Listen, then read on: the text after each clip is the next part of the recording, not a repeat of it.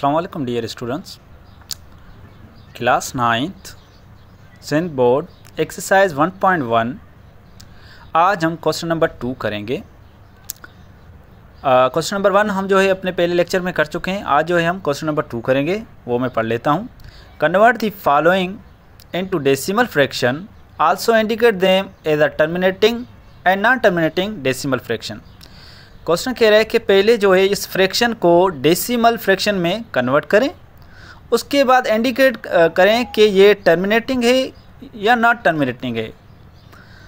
तो पहले हम जो है ना कॉन्सेप्ट एक क्लियर करें कि टर्मिनेटिंग क्या है और नॉन टर्मिनेटिंग क्या है।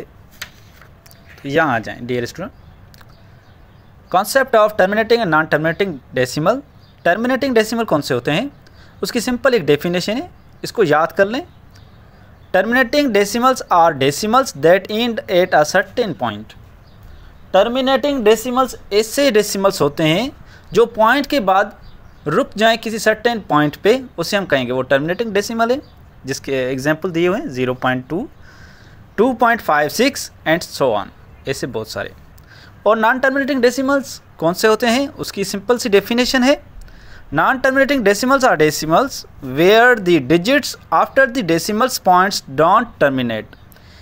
उसके एग्जाम्पल हैं। ये डेफिनेशन कहना चाह रहा है कि पॉइंट के बाद जो है जो नंबर्स हैं वो रुके नहीं, चलते ही जाएं, रुके नहीं, तो हम ऐसे डेसिमल को टर्मिनेटिंग डेसिमल कहेंगे। इसका एग्जाम्पल है 0.3333, ये चलता ही जा रहा है, रुकने का नाम ही नहीं है, तो इसको हम कहेंगे नॉट टर्मिनेटिंग डेसिमल फ्रैक्शन है। और इसको भी देख लें 0.13135, ऐसे ही ये भी चलता जा रहा है, तो ये भी कहेंगे कि नॉन टर्मिनेटिंग डेसिमल है। जी स्टूडेंट, समझ में आ गया ये कॉन्सेप्ट, टर्मिनेटिंग डेसिमल क्या होते हैं और नॉन टर्मिनेटिंग डेसिमल्स क्या होते हैं। चलो मज़ीद मैं आपको सोल्व करके बता रहा हूँ कि अगर हमें कोई फ्रैक्शन में नंबर दिया हो तो हम उसको कैसे आइडेंटिफाई करेंगे कि सर ये टर्मिनेटिंग है या नॉन टर्मिनेटिंग डेसिमल में आएगा।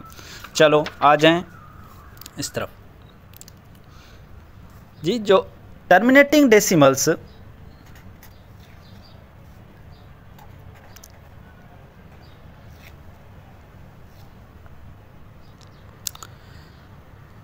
डियर स्टूडेंट, यहाँ पे देखें, मज़ीद समझते हैं कि टर्मिनेटिंग और नॉन टर्मिनेटिंग अगर फ्रैक्शन के फॉर्म में हो तो हमें कैसे पता चले कि ये टर्मिनेटिंग डेसिमल होगा या नॉन टर्मिनेटिंग डेसिमल होगा। उसके मैं एग्जांपल 1-2 यहाँ लिए हैं, वो देख लें।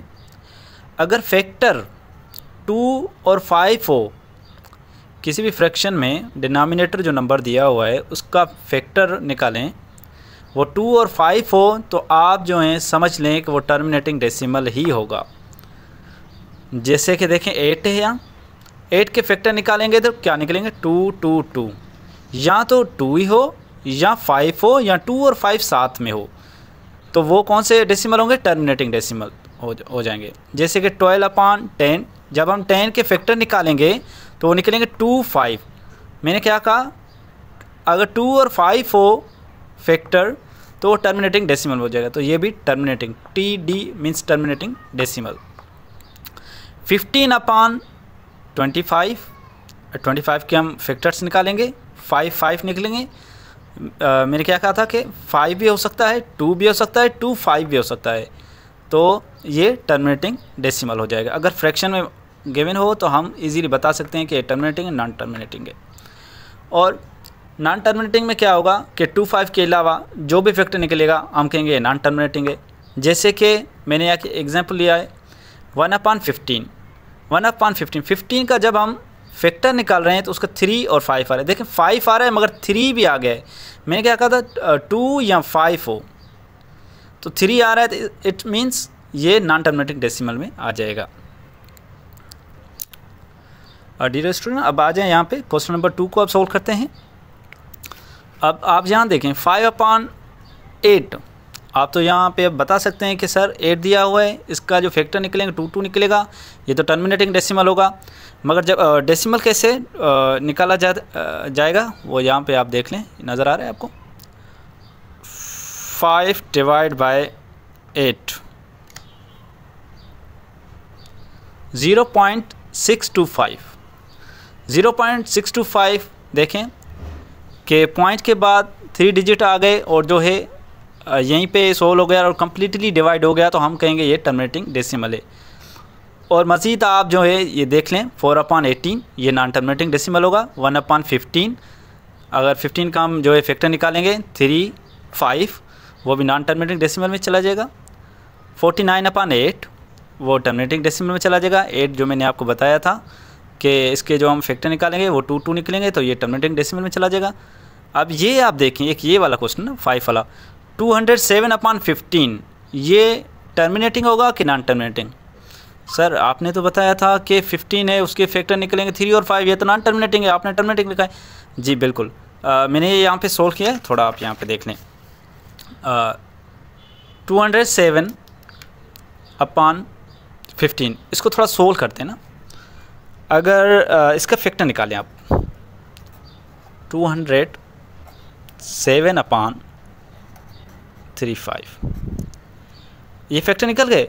अगर ये डिवाइड हो रहा है 3 डिवाइड हो रहा है, इसको डिवाइड कर रहा है 207 को, तो ये टर्मिनेटिंग डेसिमल हो जाएगा। जैसे कि 3 6 18 2 इसको दे दें, 3 9 27, तो इसका जब फ्रैक्शन बनेगा वो बनेगा 69/5। फैक्टर 5 ओनली 5 आ गया, तो हम कहेंगे ये भी जो है ना टर्मिनेटिंग डेसिमल में आ जाएगा। ठीक है डियर स्टूडेंट, ये वाला 207/15 टर्मिनेटिंग में आ जाएगा। 3 जो है वो डिवाइड हो रहा है इसके साथ। 50/76 अगर 76 के आप फैक्टर्स निकालेंगे तो वो अदर देन 2 और 5 आएगा, तो इसलिए ये नॉन टर्मिनेटिंग डेसिमल होगा। आज के लिए यही क्वेश्चन नंबर 2 कंप्लीट हो गया है। इंशाल्लाह नेक्स्ट लेक्चर में क्वेश्चन नंबर 3 करेंगे।